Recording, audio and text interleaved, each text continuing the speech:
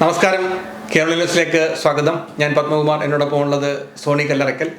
അപ്പോൾ നമ്മളിന്ന് ചർച്ച ചെയ്യുന്ന വിഷയം കോൺഗ്രസ് ഇന്ത്യയിലെ, ഭാരതത്തിലെ ഒരു വലിയ രാഷ്ട്രീയ പാർട്ടി, വർഷങ്ങളോളം ഇന്ദിരാഗാന്ധിയുടെ നേതൃത്വത്തിലൊക്കെ വലിയ ഭരണം കാഴ്ചവെച്ച് മുന്നോട്ട് വന്ന കോൺഗ്രസ് എന്ന പ്രസ്ഥാനം, ആ പ്രസ്ഥാനത്തിൻ്റെ മുന്നോട്ടുള്ള പോക്കിൽ അടുത്ത ഭരണം പിടിക്കാനുള്ള എന്തെല്ലാം ക്രിയകളാണ് അവർ ചെയ്തുകൊണ്ടിരിക്കുന്നത്, അവരുടെ മുന്നൊരുക്കങ്ങൾ എന്തൊക്കെയാണ്, അവർക്ക് ഭരണത്തിലേക്ക് തിരിച്ചു വരാൻ കഴിയുമോ എന്നുള്ള വിഷയമാണ് നമ്മൾ ചർച്ച ചെയ്യുന്നത്. സോണി, ഈ വിഷയത്തിൽ കോൺഗ്രസ്സുകാരുടെ ഈ നിലപാടുകൾ, ഉദാസീനമായ നിലപാടുകളാണ് നമ്മൾ കാണുന്നത്. ഒരു ഭരണം കയ്യിൽ നിന്ന് പോയി അതിനെ തിരിച്ചു പിടിക്കാൻ ഒറ്റക്കെട്ടോടെ മുന്നേറുന്ന ഒരു കോൺഗ്രസിനെ സോണി കാണുന്നുണ്ടോ? ഇല്ല, ഒരിക്കലും ഇല്ല. ഇപ്പോഴത്തെ പോക്കിൽ ഒരിക്കലും നമുക്ക് അങ്ങനെ കാണാൻ സാധിക്കില്ല. ഇപ്പൊ തന്നെ നമ്മൾ നോക്കിക്കഴിഞ്ഞാൽ ദേശീയ പ്രസിഡന്റ് ആരാ കോൺഗ്രസിന്റെ? 84-കാരനായ ഒരു പടുവൃത്തൻ. അദ്ദേഹത്തിന് ബുദ്ധിയും ബോധം ഉണ്ടോ എന്ന് തന്നെ സംശയിക്കേണ്ടിയിരിക്കുന്നു. അങ്ങനെ ഒരാളെ പിടിച്ച് അമരത്ത് വെച്ചിട്ട് എങ്ങനെ ഇത് കോൺഗ്രസിനെ രക്ഷപ്പെടുത്താൻ സാധിക്കും? മറിച്ച് മറ്റൊന്ന് ചിന്തിച്ചു കഴിഞ്ഞാൽ കേരളത്തിലേക്ക് നമ്മൾ നോക്കിയേ, ഇപ്പം അണികൾക്ക് ആവേശവും പ്രചോദനവും ഒക്കെ കൊടുത്തുകൊണ്ടിരിക്കുന്ന കെ സുധാകരൻ എന്ന ധീരനായ നേതാവിനെ മാറ്റി അത്രയൊന്നും അറിയപ്പെടാത്ത ഒരു സണ്ണി ജോസഫിനെ കൊണ്ട് ഇവിടെ പ്രതീക്ഷിച്ചിരിക്കുകയാണ്. ആകപ്പാടെ കോൺഗ്രസിനൊരു പച്ചപ്പെന്ന് പറയാൻ കേരളമാണ്. അതും കൂടെ തീർന്നാൽ പിന്നെ കോൺഗ്രസ് മുക്ത ഭാരതമായി മാറി ദേശീയ തലത്തിൽ. അപ്പം ഇവിടെ ഇപ്പം കെ സുധാകരനെ മാറ്റി സണ്ണി ജോസഫിനെ കൊണ്ടുവന്ന് വെച്ചിരിക്കുകയാണ്. അപ്പം കോൺഗ്രസിന്റെ നാശം ആഗ്രഹിക്കുന്നവരാണോ ഇതിന് പിന്നെ? ഇതിനകത്ത് പ്രധാനപ്പെട്ട കാര്യം സോണി പറഞ്ഞ കാര്യം വളരെ കറക്റ്റാണ്. കാരണം മതമോ ജാതിയോ ഒക്കെ മുൻനിർത്തിയാണ് ആൾക്കാർ കോൺഗ്രസിനെ സ്നേഹിക്കുന്നതെന്ന് അവർ വിചാരിക്കുന്നിടത്താണ് തെറ്റ്. ഒരു മതവും ജാതിയും ഒന്നുമില്ലാത്തവരാണ് ഈ കോൺഗ്രസിനെ സ്നേഹിക്കുന്നവർ. എൻ്റെ മതത്തിൽപ്പെട്ട ഒരാൾ ആ നേതൃത്വത്തിലില്ല, അതുകൊണ്ട് ഞാൻ വോട്ട് ചെയ്യത്തില്ല എന്ന് ഒരു കോൺഗ്രസ്സുകാരനും പറയില്ല. അത് കോൺഗ്രസിൻ്റെ ചരിത്രവുമല്ല. കാരണം വർക്കിംഗ് പ്രസിഡന്റുമാരെ എടുക്കുന്നത് നമുക്ക് നോക്കുമ്പോൾ അറിയാം, അവരുടെ ജാതികൾ നോക്കുമ്പോൾ അറിയാം അവരെ എങ്ങനെയാണ് സെലക്ട് ചെയ്തിരിക്കുന്നതെന്ന്. എന്തുകൊണ്ടാണ് സണ്ണി ജോസഫിനെ കൊണ്ടുവന്നതെന്ന് എല്ലാവർക്കും കൃത്യമായിട്ട് അറിയാം. കാരണം BJP-യിലേക്ക് ക്രിസ്ത്യൻസിൻ്റെ ഒരു ആകർഷണം ഉണ്ടാകുന്നുണ്ട്, ക്രിസ്ത്യൻസ് അങ്ങോട്ട് ഒഴുകാനുള്ള സാധ്യത ഉണ്ടതുകൊണ്ട് ഒരു ക്രിസ്ത്യനെയും നാമധാരിയെ കൊണ്ടുവന്ന് വെക്കുമ്പോൾ ചവിട്ടി താഴ്ത്തപ്പെടുന്നത് ആരെയാണ്? പിന്നെ കെ മുരളീധരനെ പോലുള്ള ആൾക്കാരെ, അതുപോലെ തന്നെ സുധാകരനെ പോലുള്ള ആൾക്കാരെ, വലിയ സീനിയറായിട്ടുള്ള വഴക്കവും തഴക്കവും ഉള്ള ഈ രാഷ്ട്രീയം കണ്ട്, പിന്നെ മുരളീധരനൊക്കെ പറഞ്ഞു കഴിഞ്ഞാൽ ഏറ്റവും നല്ല KPCC പ്രസിഡന്റ്, ഇവരെയൊക്കെ തള്ളിക്കൊണ്ടാണ് ഇപ്പോൾ 2026 തെരഞ്ഞെടുപ്പിൽ ഗോദായിൽ കളിക്കാൻ ഈ ഭരണം പിടിക്കുക എന്നതിനപ്പുറത്ത് എനിക്ക് മുഖ്യമന്ത്രിയാകാനുള്ള സാധ്യതകൾക്ക് വേണ്ടി ആൾക്കാർ പരക്കം പായുന്നില്ലയോ സോണി നമ്മൾ കാണുന്നത്? തീർച്ചയായിട്ടും ഇത് കേരളത്തിലെ മാത്രം സ്ഥിതി നോക്കണ്ടല്ലോ. ദേശീയ രാഷ്ട്രീയത്തിൽ കോൺഗ്രസ് ഇപ്പം 3-ാം തവണയാണ് അധികാരത്തിൽ നിന്ന് പിന്മാറപ്പെടുന്നത്. ഒരു കാലത്ത് ഒന്നുമല്ലായിരുന്ന BJP ആണ് ഇപ്പൊ ഈ 3-ാം തവണ അധികാരത്തിലെത്തിയിരിക്കുന്നത്. ഇപ്പൊ കോൺഗ്രസിനെ സംബന്ധിച്ച് പറഞ്ഞാൽ അധികാരം എന്നും അവർക്ക് ഒരു കുത്തുകയായിട്ടിരുന്നതാണ് ദേശീയ തലത്തിൽ. കോൺഗ്രസ് എന്ന് പറഞ്ഞാൽ ആർക്കും അങ്ങനെ അവോയ്ഡ് ചെയ്യാൻ പറ്റുന്ന ഒരു പ്രസ്ഥാനമൊന്നും അല്ല. ഇപ്പം നമുക്കറിയാം, രക്തസാക്ഷികളെ സൃഷ്ടിച്ച് അധികാരത്തിലെത്തുന്ന ഒരു പ്രസ്ഥാനം എന്നുള്ള രീതിയിലും കോൺഗ്രസ് അറിയപ്പെടുന്നുണ്ട്. ഇപ്പം ഇന്ദിരാഗാന്ധി മരിച്ച് രാജീവ് ഗാന്ധി മൃഗീയ ഭൂരിപക്ഷത്തിലാണ് രാജീവ് ഗാന്ധിയുടെ നേതൃത്വത്തിലൂടെ കോൺഗ്രസ് അധികാരത്തിലെത്തിയത്. ഇന്ദിരാഗാന്ധി 2 അംഗരക്ഷകരുടെ വെടിയേറ്റ് മരിച്ചതിനെ തുടർന്നുണ്ടായ ഒരു തരംഗത്തിൽ വലിയൊരു ഭൂരിപക്ഷം കോൺഗ്രസിനൂടെ കിട്ടിയതാണ് ഒറ്റയ്ക്ക് നിന്ന്. ഇപ്പൊ ആ കോൺഗ്രസ് ആണ് ഇന്ന് പല ഘടകകക്ഷികളെയും കൂട്ടി ഭരണം പിടിക്കാനായിട്ട് ശ്രമിച്ചുകൊണ്ടിരിക്കുന്നത്. എന്നിട്ട് പോലും 3-ാം തവണയെ പോലും നമുക്ക് ഭരിക്കാൻ പറ്റുന്നില്ല എന്നുള്ളതാണ് സത്യം. അതുപോലെ തന്നെ നമ്മൾ നോക്കണം, രാജീവ് ഗാന്ധി ഇവിടെ അധികാരത്തിലെത്തി. രാജീവ് ഗാന്ധിയുടെ കാലത്ത് കോൺഗ്രസിൽ പിളർപ്പുണ്ടായി. മണ്ഡൽ കമ്മീഷൻ റിപ്പോർട്ടൊക്കെ വരുന്നു. അന്ന് അതിൻ്റെ തലപ്പത്തുണ്ടായിരുന്ന കോൺഗ്രസിൽ നേതാക്കളായിരുന്ന VP സിംഗും ചന്ദ്രശേഖരും ഒക്കെ ദേവിലാലും ഒക്കെ ചേർന്നു മറുവശം ചേർന്ന് ജനതാദൾ എന്ന് പറയുന്ന പാർട്ടി ഉണ്ടാക്കി. അവർ ഇവിടെ കുറച്ച് നാൾ ഭരിക്കുന്നു. രാജീവ് ഗാന്ധിയുടെ നേതൃത്വത്തിൽ ഇവിടെ കോൺഗ്രസ് പ്രതിപക്ഷത്തിരിക്കുന്നു. പിന്നീട് അധികാരത്തിലെത്തുന്നത് എങ്ങനെയാണ്? രാജീവ് ഗാന്ധി ശ്രീപെരുമ്പത്തൂരിലെ ബോംബ് സ്ഫോടനത്തിൽ കൊല്ലപ്പെടുമ്പോൾ അത് അങ്ങനെ രാജീവ് ഗാന്ധി കൊല്ലപ്പെടുന്നതിനെ തുടർന്നുണ്ടായ ഒരു തരംഗത്തിൽ വീണ്ടും കോൺഗ്രസ് പാർട്ടി ഇവിടെ അധികാരത്തിലെത്തുന്നു. PP നരസിംഹറാവു ഇവിടെ പ്രധാനമന്ത്രിയാകുന്നു. ആ കോൺഗ്രസ് വീണ്ടും ശുഷ്കമായി പോകുന്നു. പിന്നീട് സോണിയാഗാന്ധി, രാജീവ് ഗാന്ധിയുടെ വൈഫ് എന്നുള്ള നിലയിൽ സോണിയാഗാന്ധി രംഗത്തെത്തുന്നു. അങ്ങനെ ആ കോൺഗ്രസിനെ വീണ്ടും അധികാരത്തിലെത്തിക്കുന്നു. അപ്പോൾ രക്തസാക്ഷികളെ സൃഷ്ടിച്ചുകൊണ്ട് കോൺഗ്രസ് എക്കാലം അധികാരത്തിലെത്തുന്ന ഒരു പാർട്ടിയായിട്ടാണ് വിശേഷിപ്പിക്കപ്പെടുന്നത്. വളരെ പ്രധാനപ്പെട്ട കാര്യമുണ്ട് കേട്ടോ. കാരണം രാജീവ് ഗാന്ധി മരണപ്പെടുമ്പോൾ അതിൻ്റെ കൂടെ എത്ര കോൺഗ്രസ് നേതാക്കന്മാരാണ് മരണപ്പെട്ടിട്ടുള്ളത്? അതുവരെ എല്ലാവരും കൂടെ ഉണ്ടായിരുന്നു. ഈ ശ്രീപെരുമ്പത്തൂരിൽ എത്തുമ്പോഴേക്കും ഒരു കോൺഗ്രസ് നേതാവുമില്ല, ആരും അദ്ദേഹത്തിൻ്റെ കൂടില്ല, വെറും ലോക്കൽ നേതാക്കന്മാരാണ് അദ്ദേഹത്തിൻ്റെ കൂടെ ഉണ്ടായിരുന്നത്. ഇതിനകത്തുള്ള ദുരൂഹതയൊക്കെ ഭയങ്കരമാണ്. ഒരു രക്തസാക്ഷിയെ സൃഷ്ടിച്ചാൽ ഈ ഭരണം പിടിച്ചെടുക്കാം എന്ന്, അത് ആരെ കുരുതി കൊടുത്താലും അത് നേടാമെന്നുള്ള രീതിയിലൊക്കെ പ്രവർത്തിക്കുന്നുണ്ടോ എന്ന് സാധാരണപ്പെട്ട ജനം സംശയിച്ചാൽ കുറ്റം പറയാൻ പറ്റുമോ സോണി? ഒരിക്കലുമില്ല. അതുകൊണ്ട് ഞാൻ പറയുന്നു, ഈ രാഹുൽ ഗാന്ധി വേണുഗോപാലൊക്കെ ഒന്ന് സൂക്ഷിക്കുന്നത് നല്ലതായിരിക്കും. കാരണം രക്തസാക്ഷികളെ ഉണ്ടാക്കി അധികാരത്തിലെത്താമെന്ന് ചിന്തിക്കുന്ന പലരും കോൺഗ്രസിനകത്തുണ്ട്. അവരുടെ ചുറ്റുപാട്ടത്ത് തന്നെയുണ്ട്. രാഹുൽ ഗാന്ധിയുടെ കുടുംബത്തിൽ തന്നെയുണ്ട്. അതിനു മുന്നോടിയായിട്ടാണ് ഇപ്പൊ പ്രിയങ്ക ഗാന്ധി വയനാട് വന്ന് മത്സരിച്ചിരിക്കുന്നത്. പ്രിയങ്ക ഗാന്ധിയുടെ ഭർത്താവ് റോബർട്ട് വദ്രയുടെ ചരിത്രം പറയാൻ റോബർട്ട് വദ്രയെ സംബന്ധിച്ച് പറഞ്ഞാൽ അദ്ദേഹം പറയുന്നുണ്ട്, എന്നെ അണികൾ ആഗ്രഹിക്കുന്നു, ഞാനും രാഷ്ട്രീയത്തിൽ എത്തണമെന്ന്.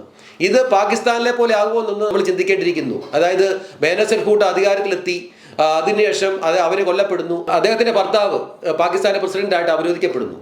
ഈ ഒരു സ്ഥിതി ഇന്ത്യയിലേക്കും വരാം. ഭാവിയിൽ പ്രിയങ്ക ഗാന്ധിയുടെയും റോബർട്ട് വദ്രയുടെയും ഒരു പാർട്ടിയായിട്ട് ഈ കോൺഗ്രസ് പ്രസ്ഥാനം മാറാൻ സാധ്യതയുണ്ട്. ഇതാണ് വേണുഗോപാലും രാഹുൽ ഗാന്ധിയൊക്കെ സൂക്ഷിക്കേണ്ടത്. അല്ലെ, നമ്മളിപ്പോ പറയുന്നതിന് കാരണം ഊഹാപോഹങ്ങൾ പറയുമ്പോൾ നമുക്ക് കൃത്യമായ ഒരു കാര്യം പറയാനുള്ളത്, വദ്രയുടെ ജീവചരിത്രം നമ്മൾ പറയണം. വദ്രയുടെ കുടുംബത്തെക്കുറിച്ച് നമ്മളൊന്ന് സംസാരിക്കേണ്ടതുണ്ട്. ഏറ്റവും കൂടുതൽ കാലം കോൺഗ്രസ് പ്രസിഡന്റ് ആയിരുന്ന സോണിയാഗാന്ധിയുടെ മരുമകനാണ് റോബർട്ട് വദ്ര. അദ്ദേഹം അതിന്റെ കുടുംബ ചരിത്രത്തിലേക്ക് കടന്നു പോകുമ്പോൾ അദ്ദേഹം പ്രിയങ്ക ഗാന്ധിയുമായിട്ടുള്ള പ്രണയം തുടങ്ങുന്നത് മിഷേൽ എന്ന് പറയുന്ന അദ്ദേഹത്തിന്റെ സഹോദരിയുടെ സുഹൃത്തായിരുന്നു പ്രിയങ്ക. അപ്പം സഹോദരിയെ കാണാനായി പ്രിയങ്ക വദ്രയുടെ വീട്ടിലെത്തുമ്പോൾ അവിടെ ചെറിയ ചെറിയ സമ്മാനങ്ങളൊക്കെ ഇങ്ങനെ കൊടുത്ത് അവരുമായിട്ട് വലിയ ചങ്ങാത്തത്തിലാകുന്നു. അതേപോലെ രാഹുൽ ഗാന്ധിയുടെ മരണസമയത്ത് വീട്ടിലെത്തി സ്വാന്തനിപ്പിക്കുന്നു. അങ്ങനെ തുടങ്ങിയ ഒരു പ്രണയമാണ് വിവാഹത്തിലേക്ക് കടന്നത്. അന്ന് ഈ ക്രിസ്ത്യൻ സമൂഹത്തിലായിരുന്നു ഇദ്ദേഹം ഉണ്ടായിരുന്നത്. അച്ഛൻ്റെയും സഹോദരന്മാരുടെയും ഒക്കെ എതിർപ്പിനെ അവഗണിച്ചുകൊണ്ട് മതം മാറുക കൂടി ചെയ്തു റോബർട്ട് വദ്ര. അങ്ങനെ ഹിന്ദുമതം സ്വീകരിച്ച ആളാണ് റോബർട്ട് വദ്ര. കാരണം ഒന്നും കാണാതല്ലോ, പിച്ചള കച്ചവടക്കാരിൽ നിന്നും കോടികളുടെ ആസ്തിയുള്ള ഒരു വ്യക്തിയായിട്ട് അദ്ദേഹം മാറുകയായിരുന്നു. ഇപ്പം പ്രിയങ്ക ഗാന്ധിയെ കല്യാണം കഴിക്കുമ്പോൾ റോബർട്ട് വദ്രയ്ക്ക് 30 ലക്ഷം രൂപയുടെ ആസ്തി മാത്രമേ ഉണ്ടായിരുന്നുള്ളൂ എന്നാണ് പറയുന്നത്. ഇന്ന് അദ്ദേഹത്തിന് കണക്കില്ലാത്ത ആസ്തിയാണ് അദ്ദേഹത്തിനുള്ളത്. ഇപ്പൊ അദ്ദേഹത്തിനെതിരെ ബില്യനാണ്, അദ്ദേഹത്തിനെതിരെ കേസുകൾ പോലും നിലവിലുണ്ട്. ഇതൊക്കെ വാദിക്കുന്ന കോൺഗ്രസ് പാർട്ടിയാണ്. ഇപ്പൊ കോൺഗ്രസ് ഇപ്പൊ പ്രിയങ്ക ഗാന്ധി വയനാട് വന്ന് മത്സരിച്ചുകൊണ്ട് കേരളത്തിന് പ്രത്യേകിച്ച് ഗുണമുണ്ടാകുന്നു നമ്മൾ കരുതുന്നില്ല. പ്രത്യക്ഷാർത്ഥമായിട്ട് കോൺഗ്രസിനെ സ്നേഹിക്കുന്നവർ കരുതുന്നുണ്ടാകില്ല.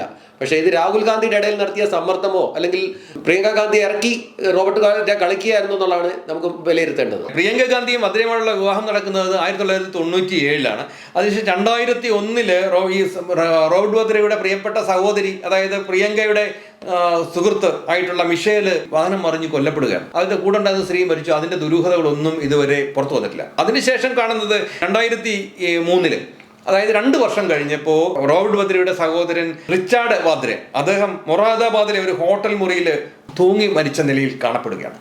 ഒരു ആത്മഹത്യാക്കുറിപ്പില്ല. എന്തിനാണ് മരണപ്പെട്ടത്? നല്ല ധനാഢ്യനായ ആ കുടുംബത്തിൽ അദ്ദേഹത്തിന് എന്തെങ്കിലും ഒരു നിരാശയോ ആത്മഹത്യ ചെയ്യാനുള്ള എന്തെങ്കിലും ഒരു കാരണമോ പോലീസിനെ കണ്ടെത്താൻ കഴിഞ്ഞില്ല. പക്ഷേ അതും ആത്മഹത്യ ആയി മാറുകയാണ് ചെയ്യുന്നത്. അത് കഴിഞ്ഞ് അടുത്ത് കാണുന്ന 2009 റോബർട്ട് വദ്രയുടെ പിതാവ് രാജേന്ദ്ര വദ്ര ഡൽഹിയിലെ യൂസഫ് സാരായ ഏരിയയിലെ ഒരു ഗസ്റ്റ് ഹൗസിൽ മരിച്ച നിലയിൽ കണ്ടെത്തുകയാണ്.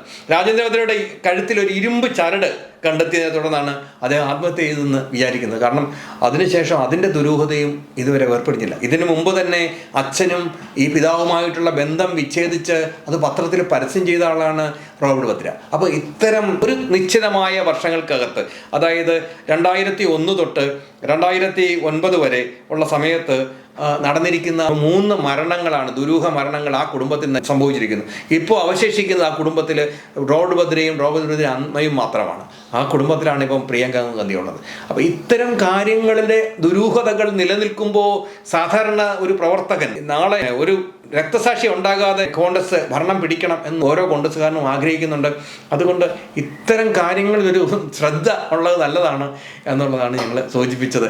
സോണി, നമുക്ക് ഇതിനകത്ത് കൺക്ലൂഡ് ചെയ്യുന്നതിന് മുമ്പ് നമുക്ക് എന്തെങ്കിലും പറയാനുണ്ടോ ഇനി സോണിക്ക്? ഒരു സ്വാർത്ഥ ലാഭത്തിന് വേണ്ടി ആരെ ഉപേക്ഷിക്കാൻ പഠിക്കാത്തൊരു വ്യക്തിയാണ് റോബർട്ട് വദ്ര എന്നാണ് നമുക്കിതിൽ നിന്ന് മനസ്സിലാക്കാൻ സാധിക്കുന്നത്. കാരണം അപ്പനെ ഉപേക്ഷിക്കാം, സഹോദരങ്ങളെ ഉപേക്ഷിക്കാം, പെങ്ങളെ ഉപേക്ഷിക്കാം, എല്ലാവരും ഉപേക്ഷിക്കാം, സ്വന്തം മതം ഉപേക്ഷിക്കാം. അങ്ങനെ ഒരാൾക്ക് അധികാരം പിടിച്ചെടുക്കാൻ അല്ലെങ്കിൽ കോൺഗ്രസ് പ്രസ്ഥാനത്തെ സ്വന്തം കൈപ്പിടിയിൽ ഒതുക്കാൻ എന്ത് വൃത്തികേടും ചെയ്യാൻ മടിയുണ്ടാകില്ല. കോൺഗ്രസ് എന്ന് പറഞ്ഞ പ്രവർത്തകരുടെ വികാരമാണ്. ഇപ്പോഴത്തെ നിലയിൽ രാഹുൽ ഗാന്ധി പ്രധാനമന്ത്രിയാകണമെന്നാണ് ബഹുഭൂരിപക്ഷം കോൺഗ്രസ്സുകാരും ആഗ്രഹിക്കുന്നത്. അതിനൊരു സാധ്യത ഉണ്ടാകുമോ എന്നാണ് നോക്കിക്കാണുന്നത്. കാരണം റോബർട്ട് വദ്ര ഇപ്പോഴേ പറഞ്ഞു കഴിഞ്ഞു, എനിക്ക് രാഷ്ട്രീയത്തിൽ താല്പര്യമുണ്ട്, ഞാൻ വരണമെന്ന് ഒരുപാട് പേര് ആഗ്രഹിക്കുന്നുണ്ട് എന്നൊക്കെ. ഇതൊക്കെ ഒന്ന് രാഹുൽ ഗാന്ധിയും കെ.സി. വേണുഗോപാലും ഒന്ന് വ്യക്തമായി മനസ്സിലാക്കി നടന്നാൽ കൊള്ളാം.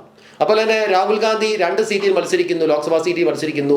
ഉത്തർപ്രദേശിലെ റായ്ബറേലിയിലും വയനാട്ടിലും അവസാനം 2ഇടത്തും ജയിച്ച രാഹുൽ ഗാന്ധി വയനാട് ഉപേക്ഷിച്ചിട്ട് റായ്ബറേലിയിൽ സ്ഥാനം നിലനിർത്തുന്നു. പകരം വരുന്നത് പെങ്ങളാണ് പ്രിയങ്ക ഗാന്ധി. ഇവിടെ പെങ്ങൾ വന്നുകൊണ്ട് എന്ത് നേട്ടമുള്ളത്? ഒരുപാട് സീനിയർ നേതാക്കന്മാർ ഇവിടെ ഉണ്ട്, മത്സരിക്കാൻ പറ്റുന്നവരൊക്കെ. അവരൊക്കെ അവോയ്ഡ് ചെയ്തുകൊണ്ടാണ് പ്രിയങ്ക സീറ്റ് കൊടുക്കുന്നത്. ഇത് ഒരിക്കലും കോൺഗ്രസിനെ വളർത്താനൊന്നും അല്ല, കോൺഗ്രസിന് കിട്ടിയ ഒരു മെച്ചവും അല്ല.